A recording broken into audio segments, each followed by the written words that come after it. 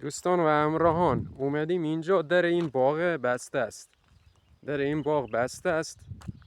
منتظریم صاحب باغ بیاد ازش اجازه بگیریم بریم وارد این باغ بشیم. اینجا میبینید این باغ یه تابلو زده نوشته نارنگی و پرتقال، شماره موبایلش هم گذاشته.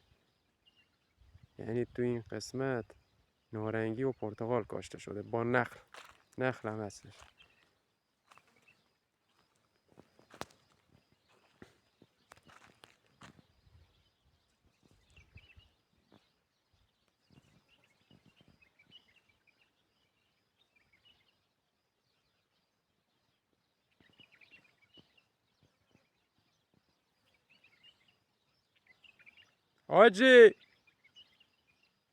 حاجی در باغ باز میکنی؟